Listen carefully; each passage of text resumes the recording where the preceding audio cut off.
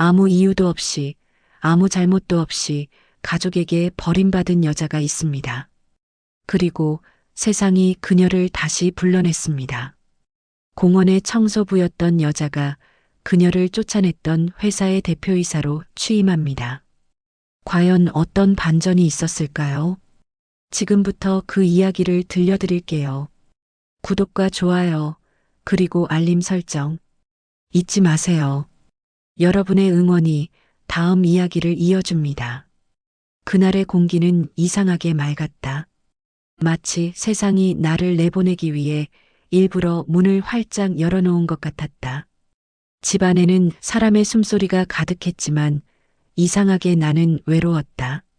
내가 평생을 지켜온 이 집이 오늘따라 낯선 냄새를 풍겼다.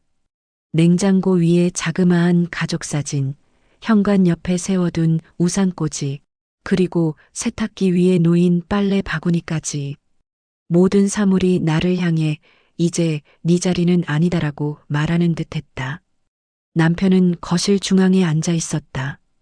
그가 마주한 것은 나였지만 그의 시선은 내 얼굴 위에 머물지 않았다. 이제 이쯤에서 정리하자. 그가 내뱉은 말은 조용했지만 공기를 가르며 날카롭게 파고들었다. 식탁 위엔 남편이 올려둔 서류들이 가지런히 놓여 있었고 그 위엔 내 이름과 도장이 찍힐 자리만이 공백처럼 남아 있었다. 나는 종이를 바라보다가 문득 생각했다. 결혼이란 건 함께 쌓은 시간이라 믿었는데 이제는 단 몇 장의 종이와 도장 하나로 끝날 수 있는 일이구나. 그는 한숨을 길게 내쉬었다.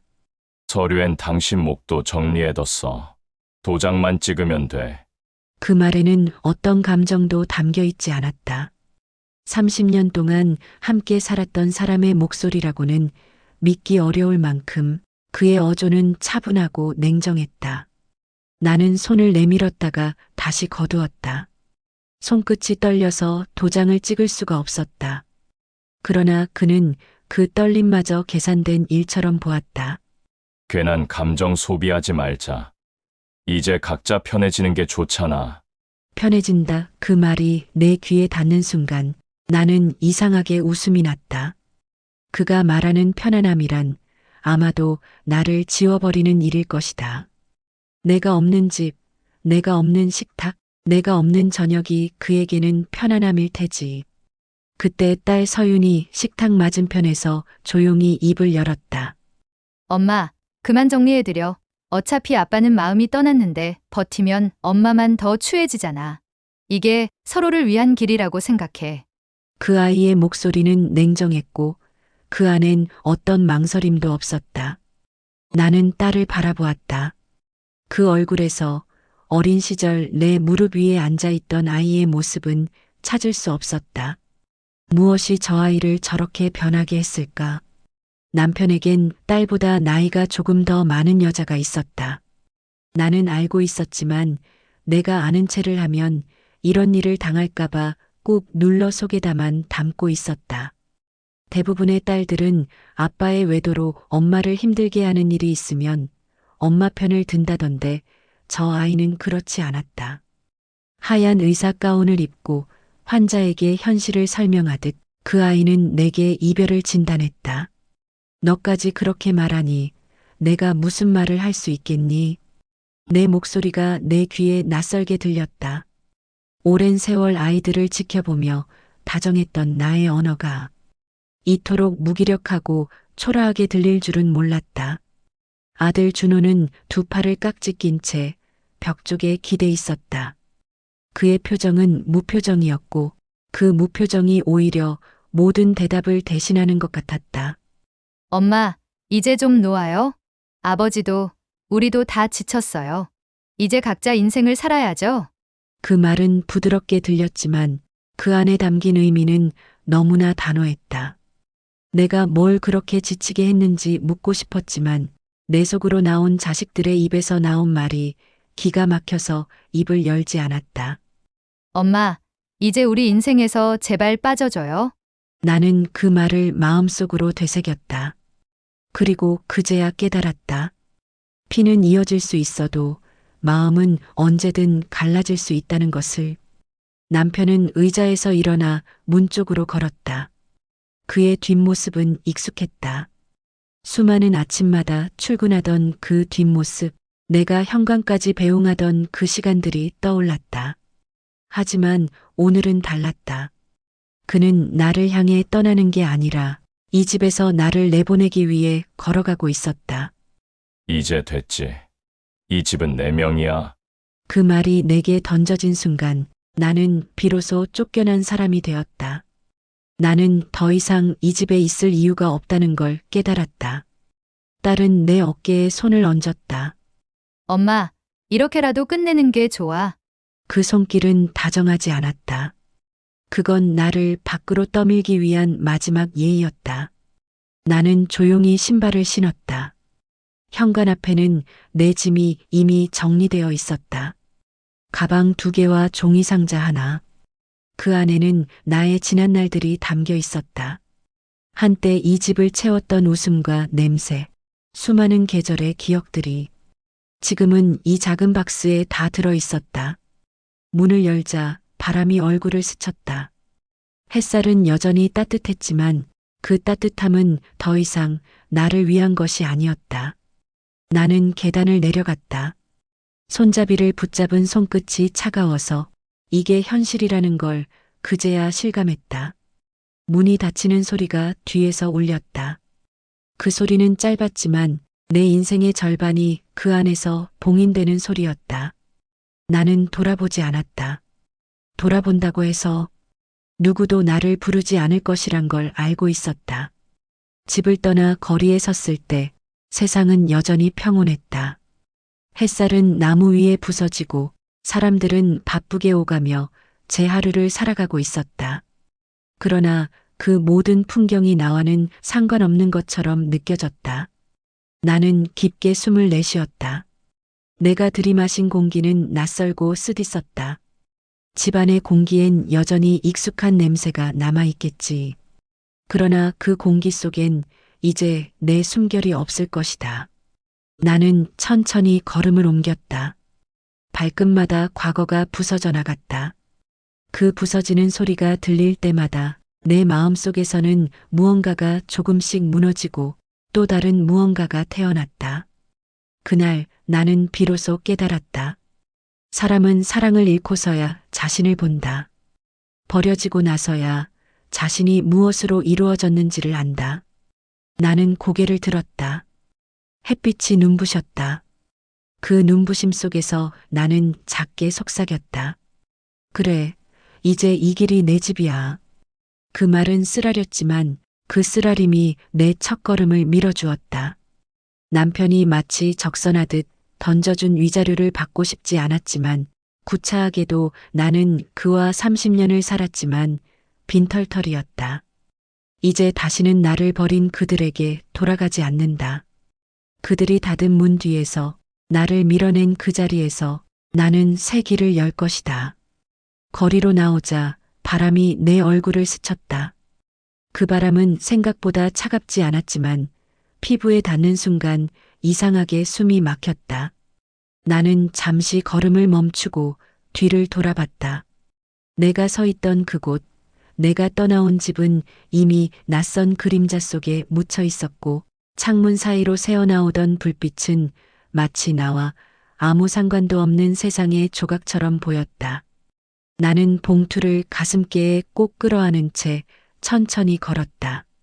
손바닥에 느껴지는 그 얇은 종이의 감촉이 유난히 선명했고 그 안에 들어있는 수표 한 장이 이제 내 인생의 마지막 남은 조각이라는 사실이 차갑게 심장을 눌렀다. 한때는 사랑이, 신뢰가, 가족이 나를 지탱해주던 시절이 있었지만 이제 내 손에 남은 것은 내 그동안 헌신의 몸값으로 매겨진 종이장 하나와 그걸 꼭 쥐고 서 있는 나 자신뿐이었다. 걸음을 옮길 때마다 신발 밑창이 마른 낙엽을 밟으며 바스락거렸고 그 소리가 내 내면 어딘가에 묵직하게 스며들었다. 나는 걷고 있었지만 어디로 가는지도 몰랐다. 다만 멈추면 완전히 사라질 것만 같아서 다시 숨을 쉬기 위해 한 걸음, 또 한 걸음을 옮겼다. 거리의 불빛들이 번져나가고 가로등 아래 그림자들이 길게 늘어질수록 나는 점점 현실의 냉기를 실감했다. 세상은 여전히 사람들로 붐볐고 누군가는 전화를 받으며 웃었고 누군가는 약속이 늦었다며 뛰어가고 있었다. 그들의 발걸음이 모두 어떤 목적을 향해 움직이고 있는 동안 나는 그 어떤 곳에도 속하지 못한 채 그들 틈에서 한낱 이방인처럼 서 있었다. 얼마나 걸었을까? 내 발은 어느새 서울 외곽의 낡은 골목으로 들어서 있었고 비좁은 골목 사이로 오래된 간판들이 나지막이 흔들리고 있었다. 그때 내 눈에 들어온 건 월세방 있습니다라는 낡은 종이 쪽지였다. 나는 무심히 문을 두드렸고 주름진 얼굴의 주인이 나를 위아래로 훑어본 뒤 혼자 사시나요? 하고 묻는 말에 그저 고개만 끄덕였다. 방은 생각보다 더 작았다. 창문 하나, 낡은 조명 하나, 그리고 벽지엔 오래된 얼룩이 군데군데 남아 있었다. 하지만 그 순간 나는 그 방을 바라보며 이상하리만치 평온해졌다. 비록 세상은 나를 밀어냈지만 이 방만큼은 나를 받아주고 있었고 그것만으로도 충분히 감사했다. 나는 손에 쥔 봉투를 조심스레 풀어 책상 위에 올려놓았다. 종이 위에 놓인 그 수표 한 장이 기묘하게 방 안의 공기를 묵직하게 만들었다. 이 얇은 종이 하나가 내게 남겨진 전부라니 씁쓸하면서도 어쩐지 실감이 났다. 돈이란 건 언제나 나와 멀리 있었고 그저 누군가의 필요를 채우기 위해 흘러가던 것이었지만 이제는 그 돈이 나를 지탱할 유일한 줄기였다. 나는 천천히 눈을 감았다. 이제부터는 누군가의 아내로, 엄마로가 아니라 나 자신으로 버텨야 했다. 이튿날 아침 나는 새벽부터 일을 찾기 위해 거리로 나섰다. 공기는 매서웠지만 오히려 그 차가움이 나를 깨웠고 희미한 새벽빛이 하늘을 스치며 번져나갈 때 나는 내 안에 무언가가 아주 천천히 깨어나는 걸 느꼈다. 버스를 타고 도심으로 향하면서 창밖을 바라보니 가로등 아래 서 있던 그림자들이 차츰 사라지고 대신 출근길의 사람들이 하나둘 모습을 드러냈다. 그들은 모두 어딘가로 향하고 있었고 그들의 어깨 위엔 각자의 삶이 얹혀 있었다. 나는 그들 사이에서 조용히 앉아 있었지만 이상하게도 외롭지 않았다. 누군가와 함께 있지 않아도 이제는 내 몸 하나로도 버틸 수 있을 것 같은 묘한 감각이 들었다. 공원 청소 일을 구했다. 빗자루를 들고 낙엽을 쓸며 하루를 보내는 일이었다. 처음엔 손끝이 시려웠고 팔이 저렸다. 하지만 그 고통조차 오랜만에 내 몸이 살아있음을 알려주는 신호처럼 느껴졌다. 누군가를 위해 움직이던 몸이 이제는 나를 위해 움직이고 있었고 나를 처참하게 버린 그들을 응징할 나를 생각하니 어떤 힘든 일도 버텨낼 수 있을 것만 같았다. 그 단순한 사실 하나가 내 안의 공허함을 조금씩 메워주었다. 낙엽을 쓸다 고개를 들면 햇살이 나뭇잎 사이로 흘러내리며 땅 위를 부드럽게 비추었다. 그 빛이 내 손등을 스칠 때 나는 아주 오래전 잊고 지냈던 따뜻함을 느꼈다. 그건 누군가의 손길도 위로의 말도 아니었지만 묘하게 마음을 덮어주는 힘이 있었다. 점심 무렵 나는 공원 벤치에 앉아 도시락을 꺼냈다. 편의점에서 산 김밥 몇 줄이었지만 그 차가운 밥을 천천히 씹으며 나는 문득 깨달았다. 이건 남편을 위해, 아이를 위해 준비한 밥이 아니라 오직 나를 위해 먹는 첫 번째 식사였다. 한 입 한 입 삼킬 때마다 목이 메었지만 이상하게도 그 뜨거운 울컥임이 나를 견디게 했다. 나는 하늘을 올려다보았다. 맑지도 탁하지도 않은 하늘, 그 어중간한 빛이 내 마음 같았다. 완전히 무너지지도 완전히 일어서지도 못한 채 그저 숨쉬는 존재로 남아있는 내 모습이 그 하늘 속에 겹쳐 보였다. 밤이 되어 방으로 돌아왔다. 스탠드를 켜니 희미한 빛이 책상 위로 번졌고 그 빛 아래엔 여전히 봉투가 놓여 있었다. 나는 그 봉투를 한참 바라보다가 조심스럽게 노트를 꺼내 펜을 들었다.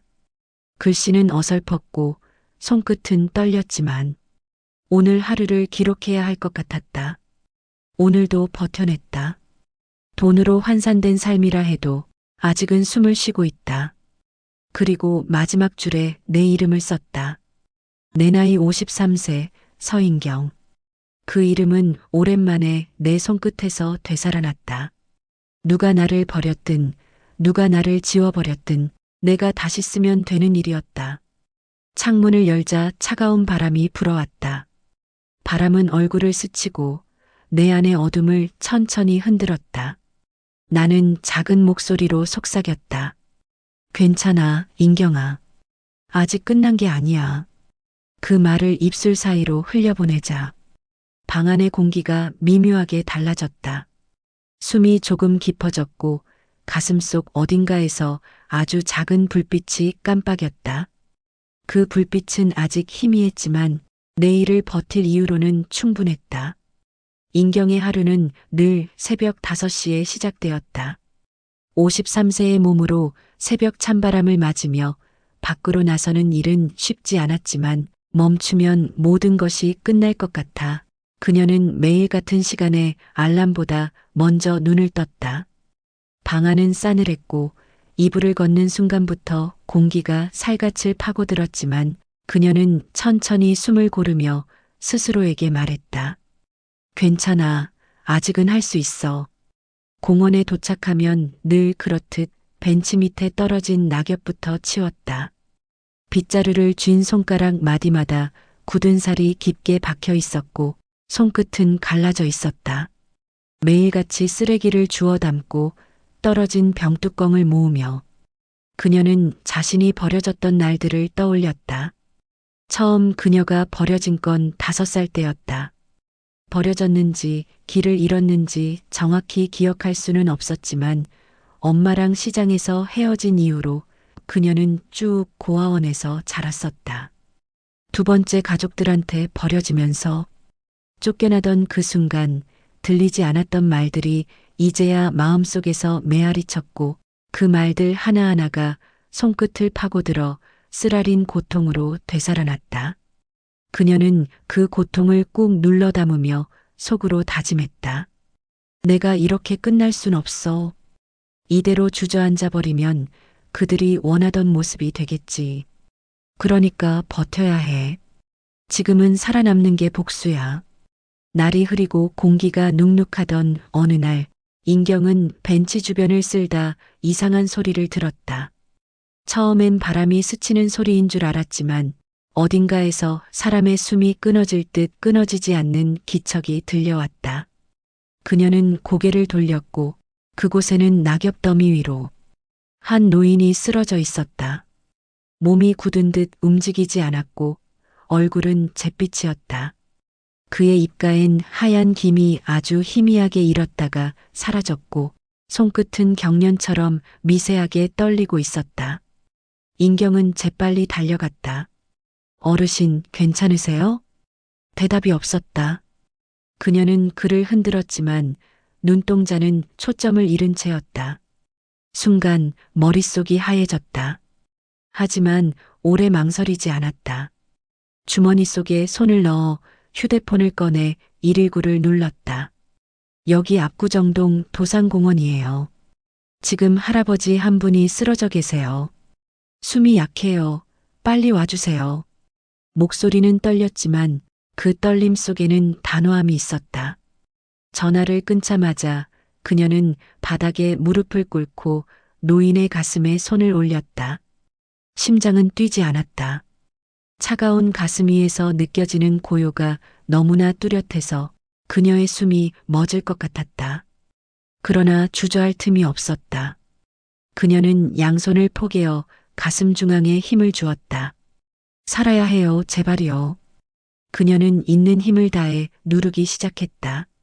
1번, 2번, 3번, 압박할 때마다 몸 전체가 흔들렸다. 팔은 점점 무거워졌고 손끝이 저려왔다. 땀이 이마를 타고 흘러내렸고 숨은 거칠어졌다. 시간이 얼마나 흘렀는지 몰랐다. 구급차의 사이렌이 멀리서 들려오기 전까지 그녀는 계속해서 심폐소생술을 이어갔다. 숨 쉬어요. 부탁이에요. 그녀는 울먹이며 노인의 얼굴을 바라보았다. 한동안 아무 반응이 없었지만 어느 순간 노인의 입가가 미세하게 움직였고 가슴이 아주 약하게 들썩였다. 그녀는 멈춰있던 숨을 내쉬었다. 됐어요. 살았어요. 눈물이 뺨을 타고 흘렀다. 곧이어 구급대가 도착했고 노인은 들것에 실려 병원으로 옮겨졌다. 그녀는 한동안 그 자리에 주저앉아 있었다.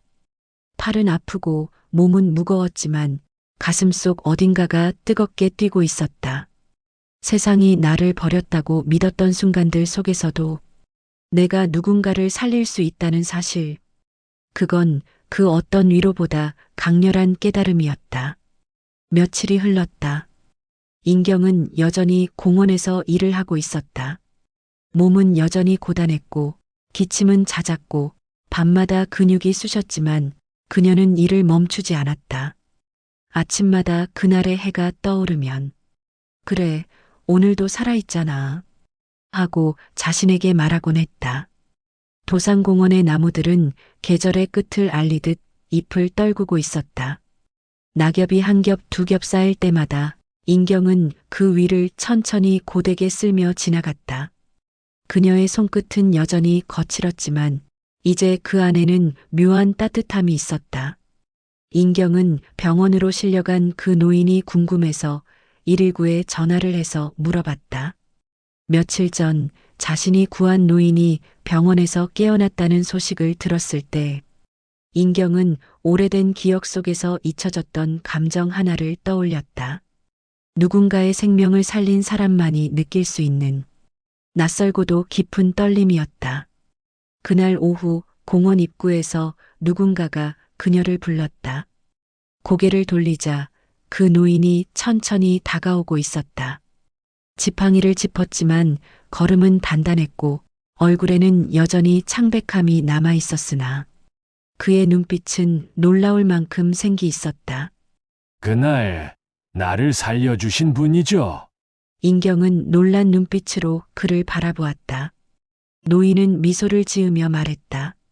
그날 당신이 아니었다면 나는 지금 이 자리에 없었을 겁니다.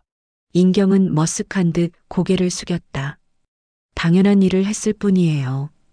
어르신이 아니라 다른 사람이 쓰러져 있어도 똑같이 했을 거예요. 하지만 노인의 눈빛은 그 말을 쉽게 흘려보내지 않았다. 그는 그저 미소만 지은 채 언제 한번 집으로 오시지요? 차 한 잔 대접하고 싶습니다. 라고 조용히 덧붙였다.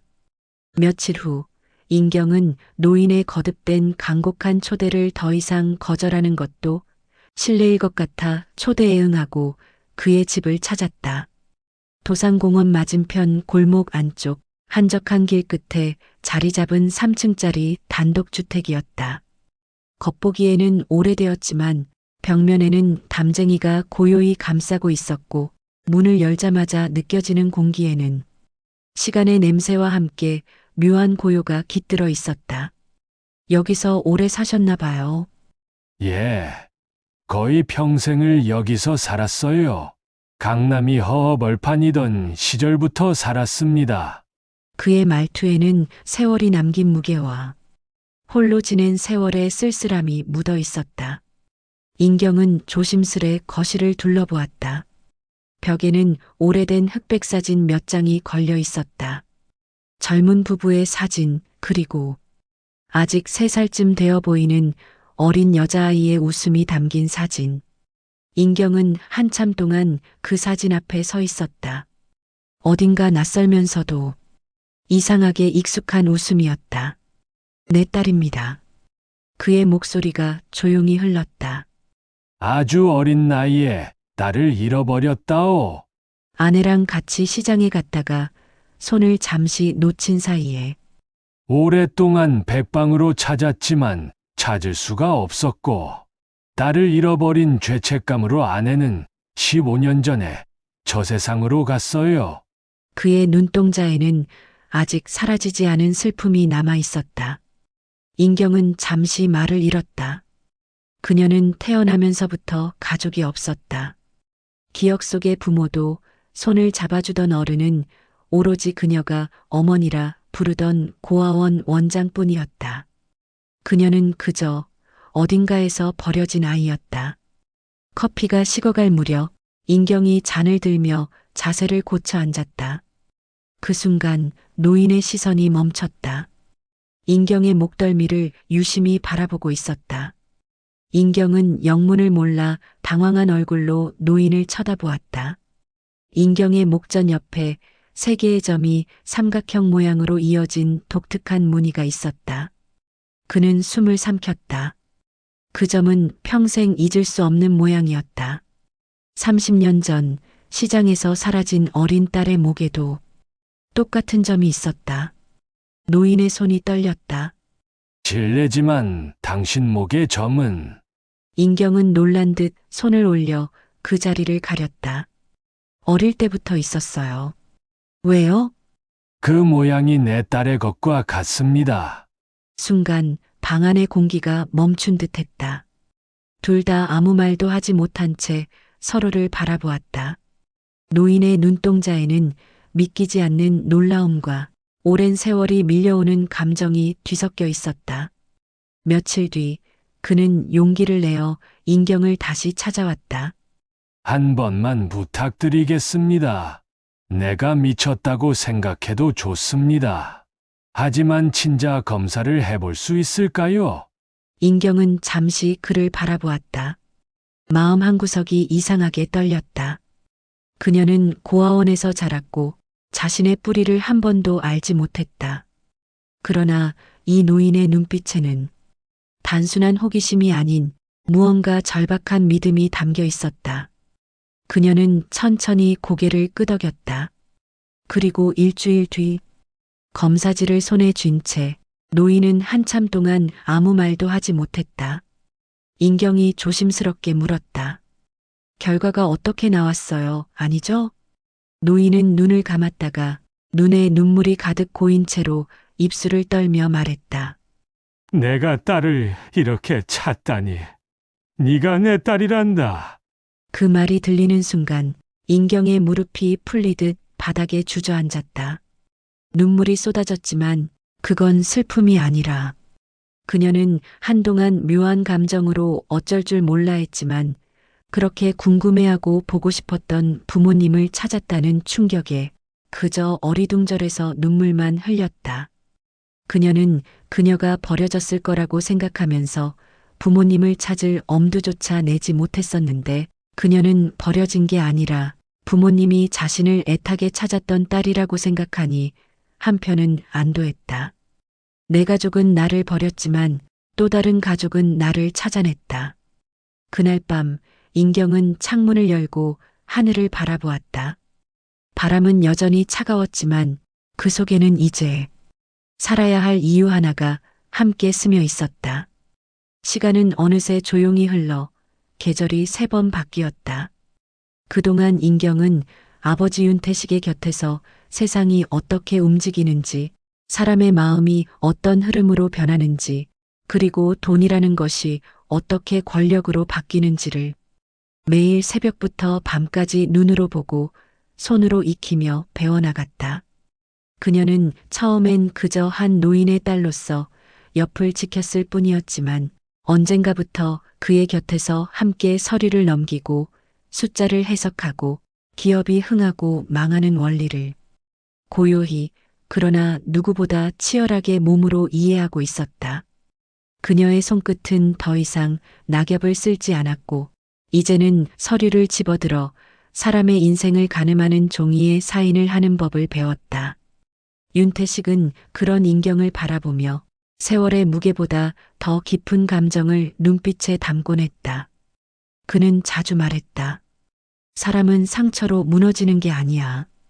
그 상처를 잊을 때 무너지는 거지. 그 말을 들을 때마다 인경은 천천히 숨을 고르며 과거의 자신을 마음속 어두운 곳에 묻어두었다.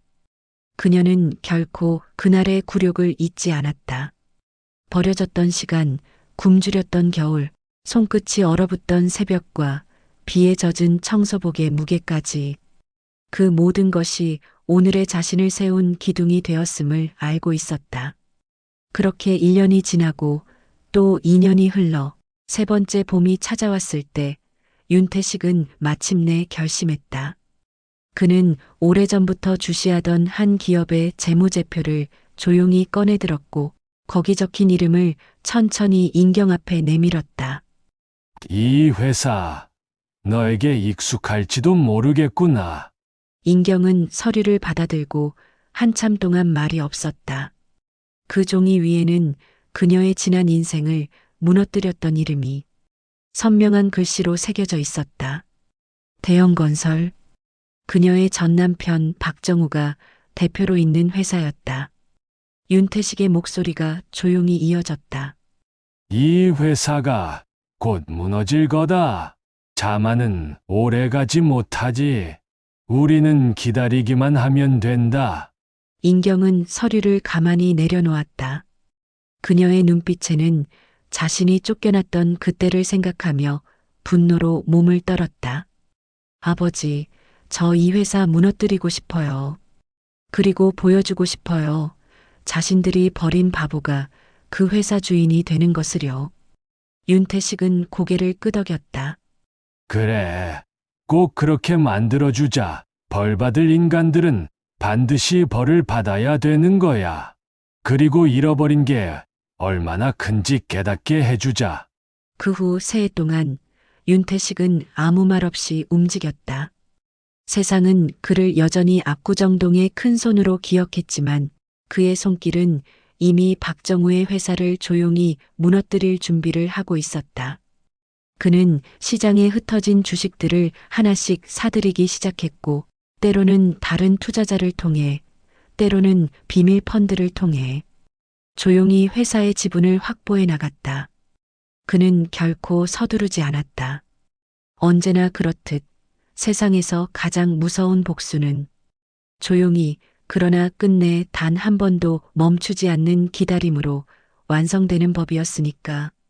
그러던 어느 날 대형 건설이 위기에 처했다는 소식이 들려왔다. 부채는 늘어났고 시장은 등을 돌렸으며 박정우는 투자자를 찾아 분주히 발걸음을 옮기고 있었다. 그리고 결국 압구정의 큰손 윤태식에게까지 그의 손길이 닿았다. 그날 밤 윤태식은 인경을 바라보며 묘한 미소를 지었다. 그놈이 이제야 나를 찾아냈구나. 내 딸에게 상처 준 인간들 절대로 용서할 수 없지. 그녀는 조용히 고개를 들었다. 그럼 이제 우리의 시간이 온 거겠네요. 며칠 뒤 대형건설 이사회실에는 묘한 긴장감이 흘렀다. 윤태식이 직접 등장하자 임원들의 눈빛이 술렁였다. 그는 간단 명료하게 말했다. 나는 대연건설의 위기를 도울 것이요. 하지만 조건이 하나 있어. 기한 내에 상환하지 못하면 회사의 주식을 모두 내게 넘겨주는 게 내 조건이요. 박정우는 망설였지만 기한 내에 충분히 변제가 가능하다고 여겨 결국 계약서에 서명했다. 그는 아직도 세상이 자신에게 기회를 줄 거라 믿고 있었다.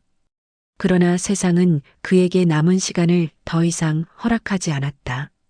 1년 뒤 상환일이 다가왔을 때 그의 회사는 이미 바닥으로 추락해 있었다. 은행은 대출을 거부했고 주가는 반토막이 났으며 그가 믿던 사람들은 하나둘 떠났다. 그날 박정우의 책상 위에 한 통의 공문이 도착했다. 대형건설 긴급 이사회 소집 통지서. 회의실 안은 싸늘했다. 윤태식은 담담한 얼굴로 의사봉을 들었다. 오늘 안건은 대표이사 해임건과 대표이사 선임건입니다. 박정우는 충격의 말을 잇지 못했다. 그때 문이 열리며 낯익은 여자가 천천히 걸어 들어왔다.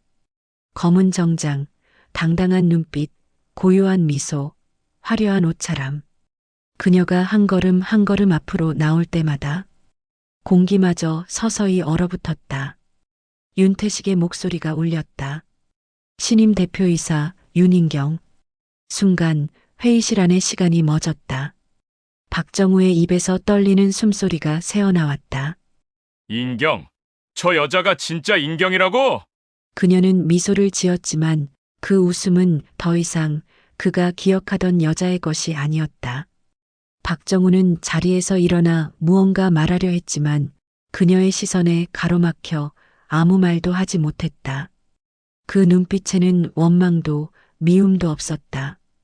오직 깊은 단념과 오래 숙성된 냉정함이 있었다.